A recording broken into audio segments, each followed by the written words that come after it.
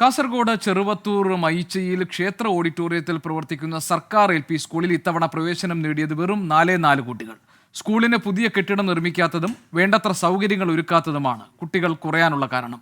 100 വർഷത്തിലധികം പഴക്കമുള്ള ഈ വിദ്യാലയം ഓർമ്മയാകുമോ എന്ന വിഷമത്തിലാണ് ഇപ്പോൾ നാട്ടുകാർ.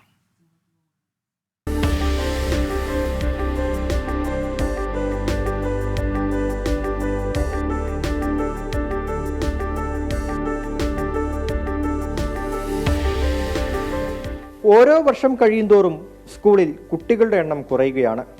കഴിഞ്ഞ വർഷം 57 പേർ ഉണ്ടായിരുന്നത് ഇത്തവണ 40ആയി. ഈ അധ്യയന വർഷം പ്രവേശനം നേടിയത് 4 വിദ്യാർത്ഥികൾ മാത്രം. പഴയ ബിൽഡിംഗ് പൊളിച്ചു മാറ്റിയതല്ലാണ്ട് പുതിയൊരു ബിൽഡിങ്ങിൻ്റെ പ്രവർത്തനം ഇതുവരെയായിട്ടും തുടങ്ങിയിട്ടില്ല. ഇപ്പോൾ 2 വർഷം കഴിഞ്ഞു.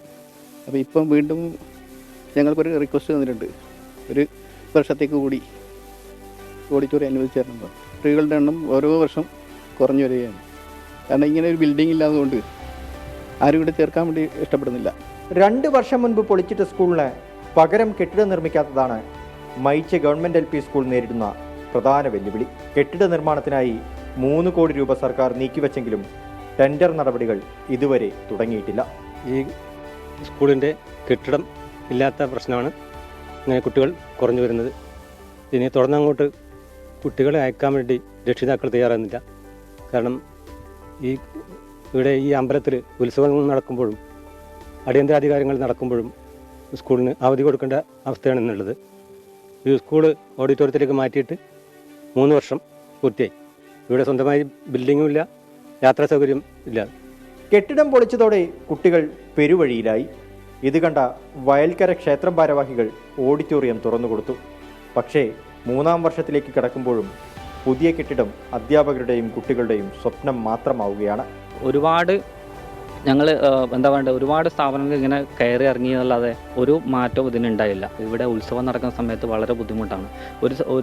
ഒരു സമയത്ത് കഴിഞ്ഞ വർഷം ഉത്സവ സമയത്ത് ഒരു വീട്ടിലാണ് ഇവിടെ സ്കൂൾ നടന്നത്. അവിടെ ഒരു ശുചിമുറിയോ ഒന്നും തന്നെ ഇല്ല. കുട്ടികൾ വളരെ ബുദ്ധിമുട്ടാണ് അവിടെ അനുഭവിച്ചത്. ക്ഷേത്രത്തിൽ ഉത്സവം വന്നാൽ കുട്ടികളുടെ പഠനം നിലയ്ക്കും.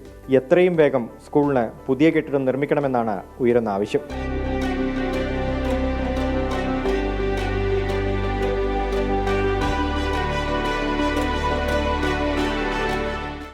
ഞാനിരിക്കുന്ന വയൽക്കര ഭഗവതി ക്ഷേത്രത്തിൻ്റെ അഗ്രശാലയിലേക്കാണ് ഈ അധ്യയന വർഷവും കുട്ടികളെത്തേണ്ടത്.